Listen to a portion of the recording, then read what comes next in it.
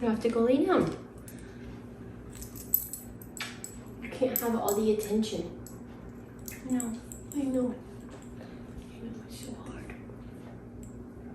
I love you. And you go lay down.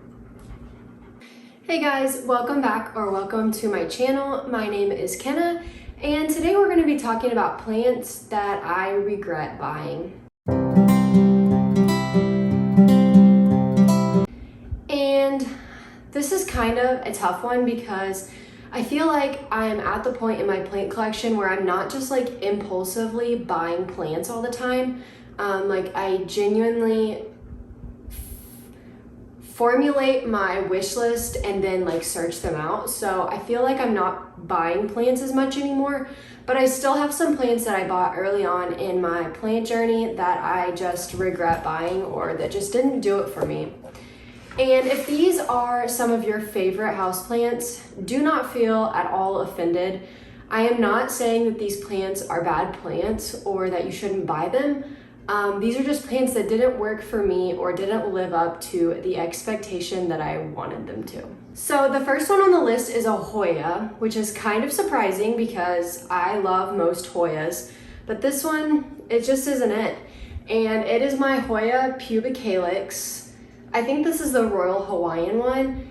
And I just see all these beautiful splashy pubic helix on Instagram, and mine is not that.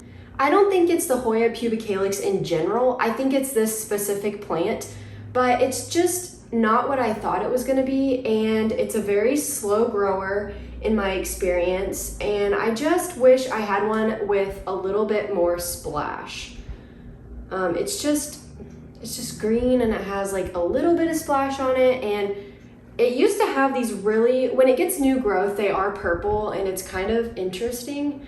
But I do think this is a really good beginner Hoya, but like I said, this specific plant just isn't it. The next one is a variegated peperomia, and as you can tell, she hates me a little bit, actually a lot. I'm waiting for this to just die, which sounds terrible, but I bought this at a plant shop in Arkansas. And I was really excited because it's beautiful. The variegation on those leaves is so pretty. And I should have known that I am not a peperomia person. And this thing started to decline about a couple weeks after I got it. And I just cannot revive it. I don't know what it is, but peperomia just really don't like me. And I should have known that before I bought it. And I paid quite a bit for this plant. I think I paid like $40 because this is more of an uncommon peperomia, and that's why I bought it. But peperomia in general are just, they don't like me, and I don't know how to care for them very well.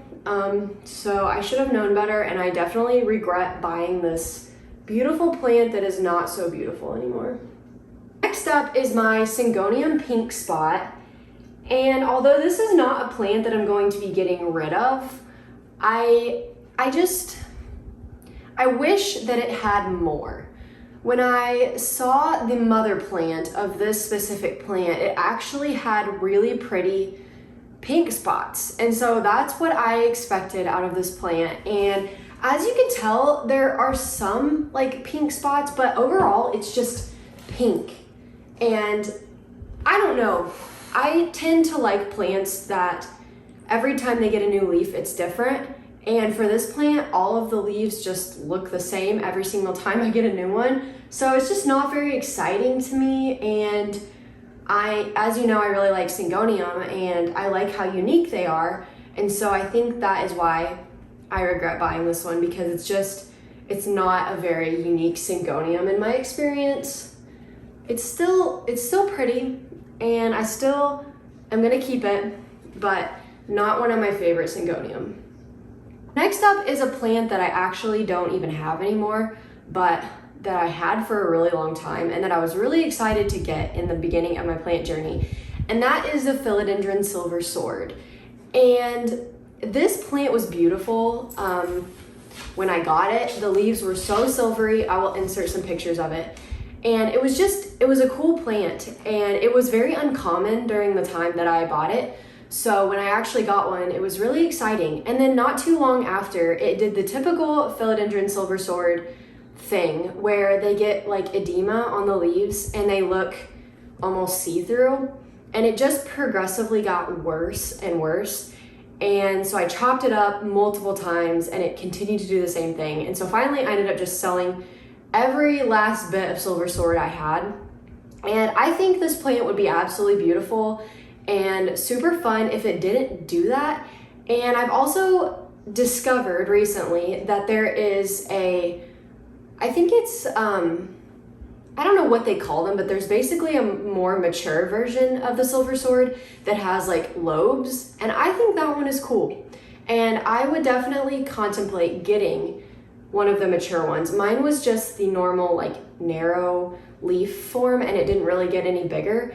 And I think that's part of the reason why I didn't like it, but I just overall in general regret buying that plant because I spent more than I wish I would have on it, and then it just didn't really live up to my expectation. The next is a common hated plant in the plant world in my experience, and that is the Philodendron melanochrysum or melanochrysum or melano, however you want to call it.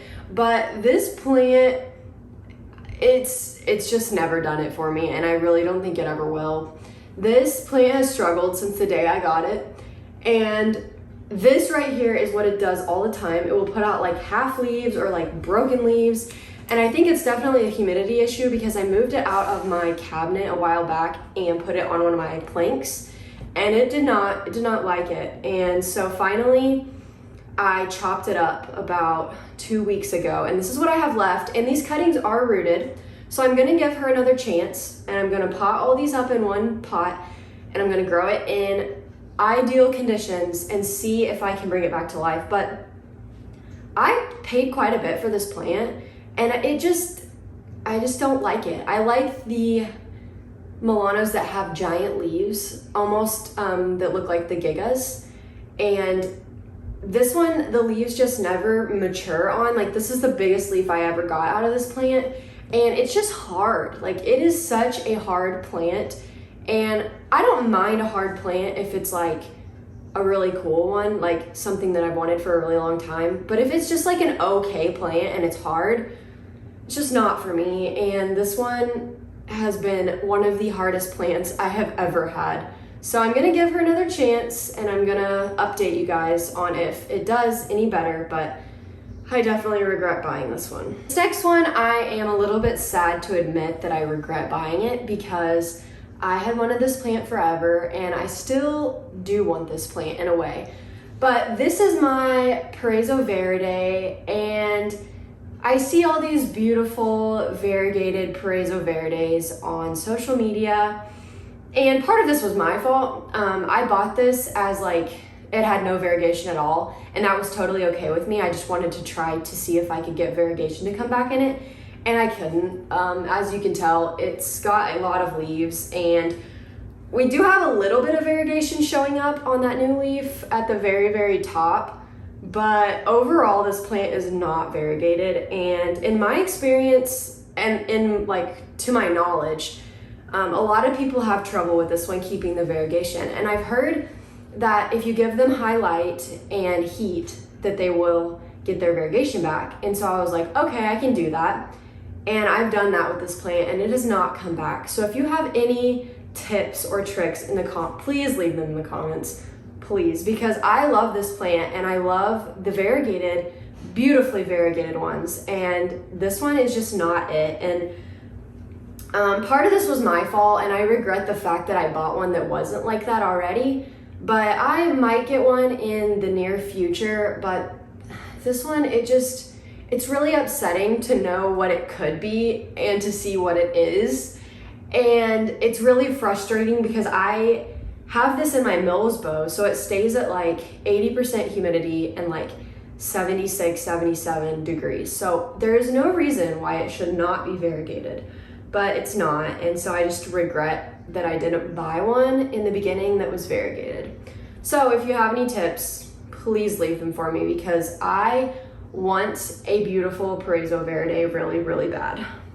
The last one I don't have with me, but it's just Alocasia in general. I went on this little spree where I loved Alocasia, and I bought a bunch of different varieties, and I think the reason why I did that was because Alocasia are very unique, and they have different patterns and leaf shapes, and it's very eye-catching. And so I was like, these are cool, I want them. Didn't really think about the care for them, and then slowly began to kill all of my Alocasia, and still to this day kill Alocasia. And so I just regret buying a bunch of them because they're not for me, kind of like peperomia. I feel like we all have plants that we're really good at caring for and that we know a lot about. And for me, that's like Syngonium, Hoya, Philodendron, aroids in general. And Alocasia just aren't that. And I think a lot of people struggle with Alocasia, and I think they're also very eye-catching to beginner plant people because they are really pretty, but they are really hard to care for. And I do have one. I'll insert a picture of it. I'm looking at it right now. But I have kept it alive for quite a while, and it's doing well, but it's still just like, again, like a hard plant. And right now in my plant journey, I don't really want hard plants unless it's like something that I really wanted a long time and I'm willing to put in the time to care for it, and Alocasia just aren't that for me. So I definitely regret buying all of them. So that is going to be it for this video. Thank you so much for watching and learning about the plants that I regret buying or that just don't get along with me at all. Like I said, don't feel bad if you love these plants. Like, there's nothing wrong with that. I think we all have plants in our collection that we regret buying or that we don't get along with that other people may love. So I hope that you got something out of this video and that you enjoyed watching. Don't forget to like, subscribe, and follow me on Instagram at Plants by Kenna, and I will see you in the next video.